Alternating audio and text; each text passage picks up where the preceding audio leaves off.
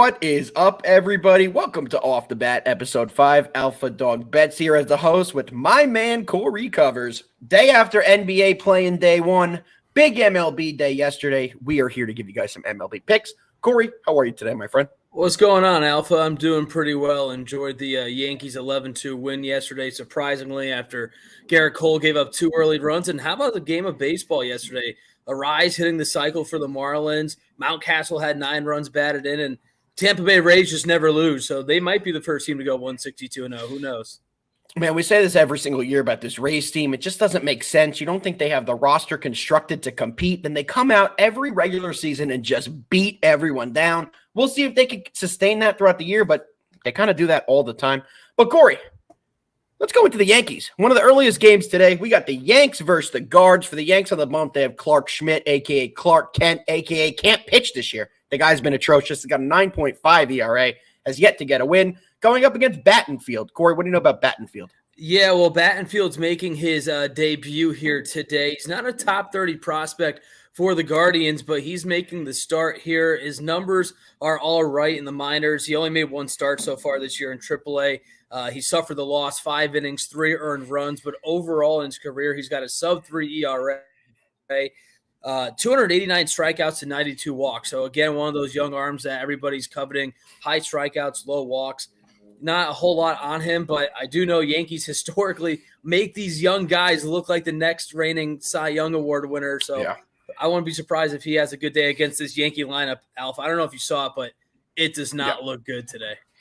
Yeah, I have it up right here. We got Volpe in the leadoff, which I like it for more when we get to the summer, but he's too early in his career. Still 21-year-old kid. He's only batting 129. He has to get the bats going a little bit better before he's in the one hole to me.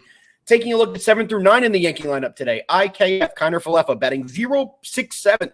Behind him is Higashioka, batting 100. Behind him is Aaron Hicks, batting 200. The Yankees' back end of the order has been atrocious. I know we talked about this earlier, Corey. What angle are you taking in this game? What do you like? Yeah, I mean, looking at that, those are as close to 3 automatic outs in a lineup that I've seen. I'm going to go with the Guardians' money line here today. It's at minus 102. Clark Schmidt, as you mentioned, just isn't pitching well, and I don't know how long of a leash he's going to have again today if the Yankees are this serious about winning the series before heading over to Minnesota to take on a tough Twins team. Schmidt has given up 3 and 4 runs in his first 2 starts, and he hasn't gotten out of the 4th inning. I expect the Guardians to bounce back after losing big last night. Unfortunately, Clark Schmidt did this last year, too. The guy has just not performed when being a starter for the New York Yankees. To me, guys, this is an overplay. I know the back end of the Yankees lineup is extremely weak today, but once this does get to the bullpen for both teams, I think they're going to put up a lot of runs, and I do see both teams scraping off some runs against these starters. Like we said, Schmidt can't get out of the 4th. If he replicates that today, there's going to be runs by the Guardians. Yankees versus a guy making his major league debut. I think the early half of the lineup gets some runs as well, but I'm not confident thinking the Yankees will win. Over 9.5 is my play on this game. All right, Core, let's move to the second game we have on the docket. We got the Padres versus the Mets. Taking a look at the pitching matchup, we have Blake Snell, 0-1, 8 ERA, going up against Tyler McGill, 2-0, 1.5 ERA. What you got? I like the under in this game. It's set at 9. These are 2 of the worst offenses in Major League Baseball right now. The Mets have the 2nd lowest batting average. The only team hitting worse than the New York Mets right now, the Kansas City Royals, and we know how bad they are right now. And then just above the Mets, believe it or not, the San Diego Padres with all that star power. You got Blake Snell and Taylor McGill on the hill. It's a good pitching matchup. I know Snell is a little bit of an up-and-down pitcher, but if he's able to dial it in, I don't see how these 2 teams are going to score runs. 9, I like that number there. I think I'd play it down at 8.5, maybe even 8, but not any lower than that. These 2 offenses are just abysmal, and I'm going to expect another low-scoring game here today. I think it may stay low as well, but I do like the Mets on this side. McGill's been a good pitcher to me, and Snell just has not. And the Mets have enough right-handed batters in a lineup today that I think they'll be able to scrape across enough runs to take care of this Padres team. So I'm all over the Mets here at minus 112 on the money line. Let's keep it rolling, man. We got the next game on the slate, the White Sox versus the Twins. Coming into this one, we have Lucas Giolito coming in with a 9 ERA, 0-0 record versus Sonny Gray, 1-0 with a sub-1 ERA, coming in with a .75 ERA. Corey, what you got? Sonny Gray has been fantastic. I'm going to go with the same formula as the last game. I'm taking the under in this one as well. 8.5 it's set at. You mentioned Sonny Gray, the 0.75 ERA. He's averaging 10.5 strikeouts per 9 innings in his 2 starts. An opponent's hitting just 167 against him. This White Sox team is very aggressive. I think Gray can really expose that. And I think Giolito is going to bounce back. He had a tough outing last time out against those pesky Pittsburgh Pirates who somehow scraped across a couple of good wins here and there so far this year. I think this is going to be another low-scoring game. I see it the same way you do, my friend. I'm on the under here. I expect a pitching duel. I think Giolito is going to get it right after a not-so-great performance last outing. Under 8.5, one of my favorite plays today. You said it perfectly. No need to keep the people waiting. We are going to be moving on to baseball's biggest story this year. And it seems like it's a story every year. How are the Rays good? How do they do this every single year? Red Sox Rays, Corey. We got Chris Sale on the bump for the Sox. He's 1-0 somehow with an 11.25 ERA this season. Going up against Bradley, 0-0. Nothing he's done this year. What you got, Corey? What you like in this one? Yeah, well, Bradley's making his big league debut as well, Alpha, and he's the top prospect for the Tampa Bay Rays. And shockingly, Tampa Bay has another ridiculous young arm just waiting in the rings. His numbers in his minor league career are off the charts. 353 strikeouts to just 98 walks. Opponents hitting 209 against him.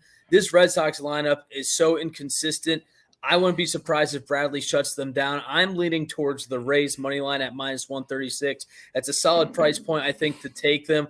They're going to lose eventually, but I don't see them losing today against Chris Sale. You mentioned the ugly numbers. In his first 2 starts, Sale just isn't the pitcher he used to be.